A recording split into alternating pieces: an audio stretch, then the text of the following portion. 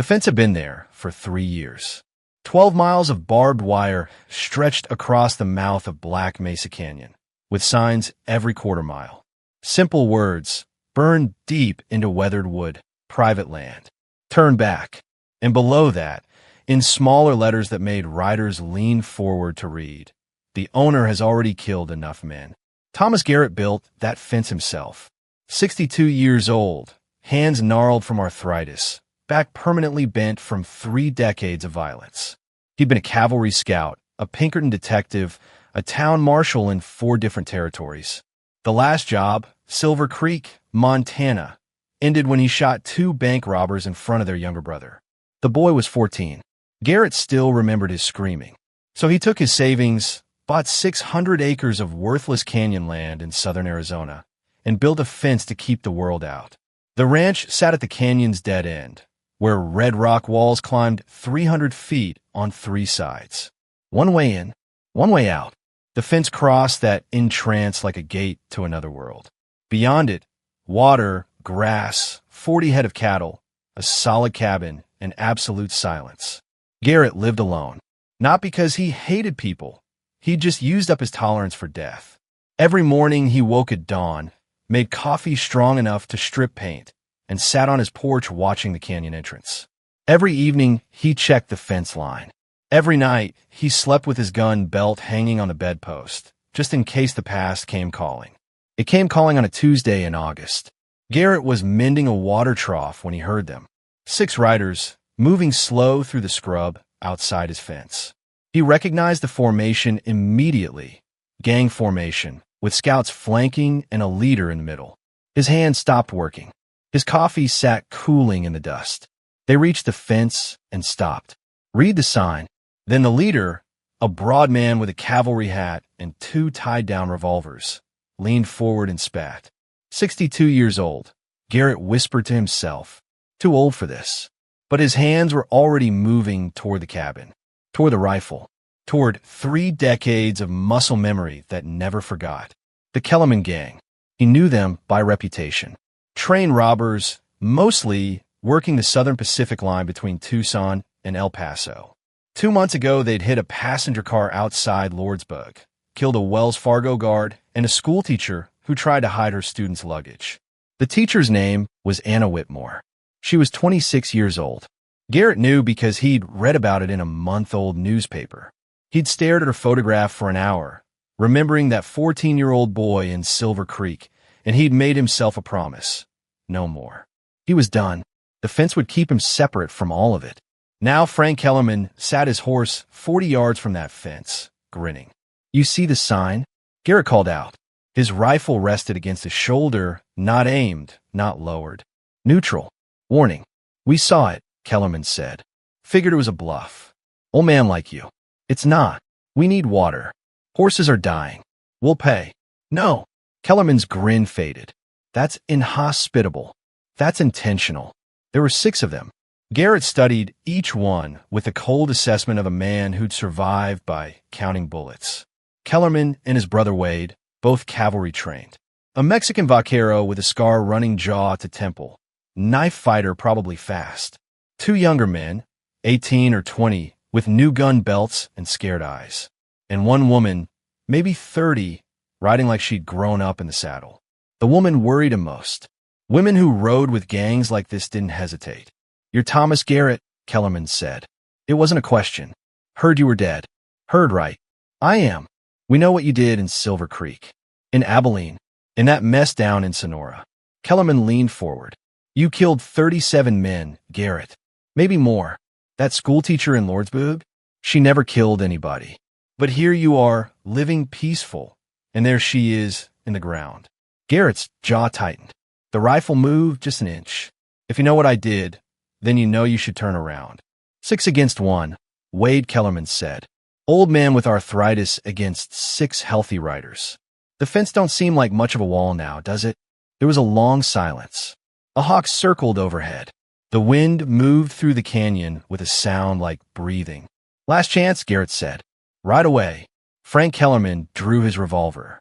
Everything happened in the space between heartbeats. Garrett moved left, into cover behind the trough, as the first shot kicked dust where he'd been standing. His rifle came up. Bang! The Mexican vaquero pitched backward off his horse, a red hole appearing above his right eye. 5 left. The woman spurred forward, drawing as she rode. Bang! Her horse screamed and collapsed, throwing her into the fence. She hit hard, didn't move. 4 left. Wade Kellerman was charging the fence line, firing wild. Bang! Bang! Bang! Bullets sang through the air, one so close Garrett felt it tug his collar. He worked the lever, aimed, fired. Wade took the shot in the throat and fell sideways, gurgling. 3 left. The 2 young men scattered, diving behind rocks. Smart. But Garrett had built this ranch with killing ground in mind. He knew every sight line, every angle. He shifted to the corner post, found the first kid behind a boulder that didn't quite cover his boots. Bang! The bullet ricocheted off rock and caught the kid in the shin. He screamed, stumbled into the open. Bang!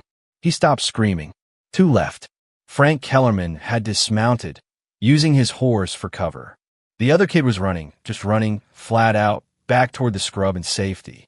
Garrett let him go, tracked him through the sight, could have dropped him easy at 80 yards. But he let him go. Frank saw it, saw mercy in the middle of murder. "You're slowing down, old man," Frank shouted. Anna Whitmore didn't get a choice. "Why should I?" The words hit harder than bullets. Garrett thought about the photograph. The schoolteacher's smile. The children she'd protected. The violence that had ended her for no reason except she'd been in the wrong place when wrong men made wrong choices. He thought about the 14-year-old boy in Silver Creek watching his brothers die. He thought about 37 graves and how many more he'd left unmarked in places nobody remembered. His finger tightened on the trigger. Frank must have seen it in his eyes because he moved fast, rolling under his horse and coming up firing. Bang! Bang! The horse bolted. Frank stood exposed, 40 yards away, reloading with shaking hands. Garrett could have ended it. Should have ended it. The shot was perfect. The man deserved it. Justice demanded it. But Garrett lowered the rifle. "Drop the gun," he said. "Walk away." Frank stared. "What?" "I said drop it. Walk away. I'm giving you what Anna Whitmore never got. A choice. You're insane. Probably. But I'm done killing. So you can take the choice or take a bullet. Decide now." For a long moment, nothing moved. Then Frank's revolver hit the dirt. He raised his hands, backed away slowly, eyes locked on Garrett, waiting for the trick. There was no trick. Garrett just stood there, rifle lowered, old and tired and done. Frank reached his horse, mounted, looked back once, face twisted with something between rage and confusion. "This isn't mercy," he said. "This is weakness." "Maybe," Garrett replied, "but it's my weakness to carry." Frank Kellerman rode away. Garrett watched until he disappeared into the scrub, then turned to survey the damage. For bodies. 1 wounded woman, unconscious against the fence. 1 kid who'd run and lived. 1 killer who'd been given a second chance he'd never earned. And Thomas Garrett, standing in the dust, wondering if he'd just made the biggest mistake of his life. Subscribe to hear what happened next, because this story is just beginning. The woman woke up an hour later. Garrett had dragged her into the shade, checked for broken bones, found none. Just a concussion and a split lip. She came to fighting, hand-grabbing for a gun that wasn't there. "Easy," Garrett said. "You're alive. Don't make me regret that." She stared at him, then at the bodies lined up near the fence, then back at him. "You let Frank go." "I did." "Why?" "Because I'm trying to be better than I was." She laughed, bitter and sharp. "Better? You killed 4 people. They drew first. Frank had a choice. They chose. He paused. You chose too." Her face hardened. "So kill me." "No." "Why not?" "Same reason I let Frank go. I'm done."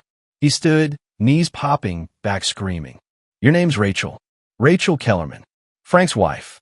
I know because I read the wanted posters." She said nothing. "You can leave," Garrett said. "Take a horse. Ride away.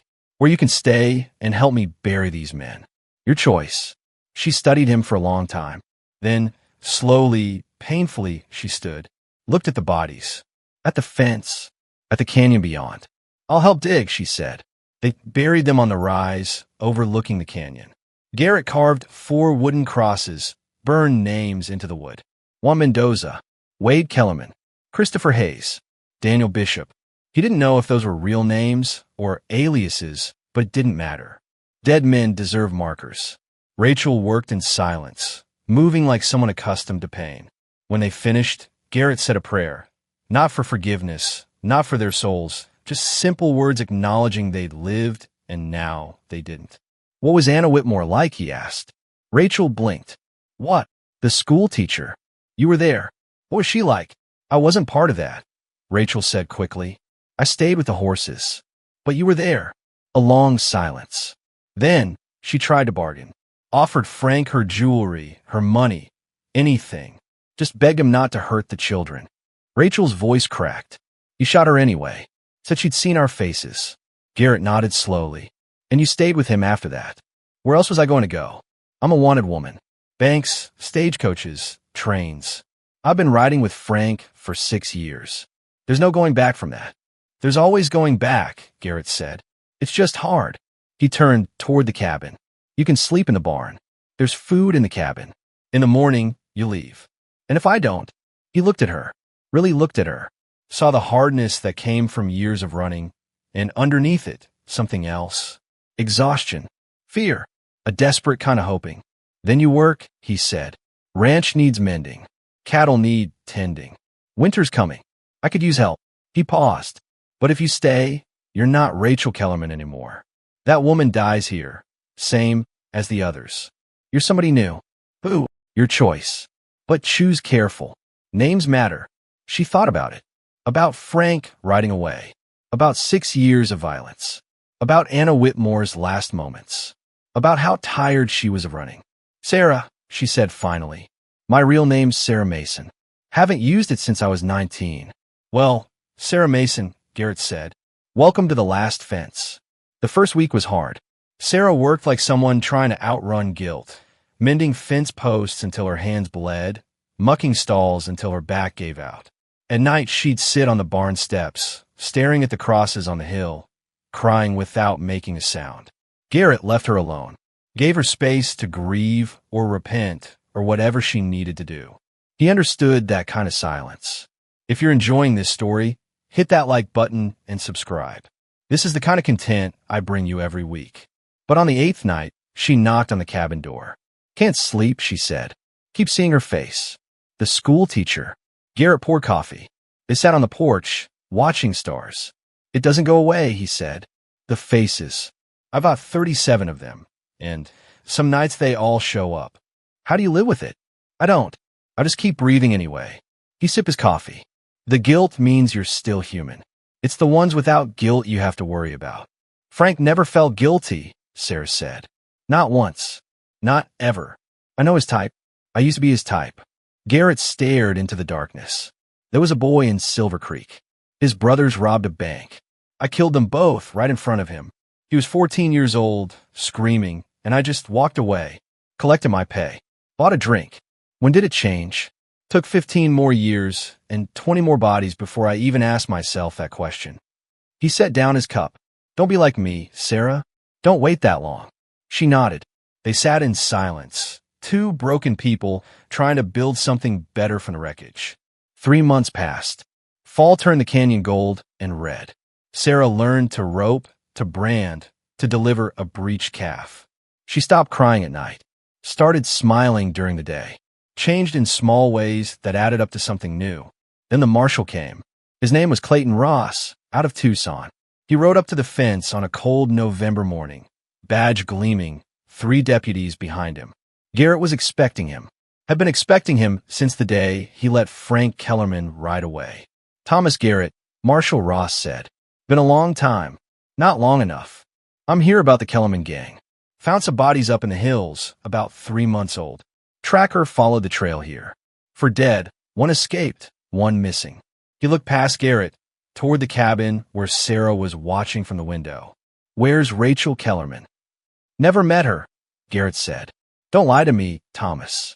There's a woman living here. I can see her. That's Sarah Mason. She's my ranch hand. Ross's eyes narrowed.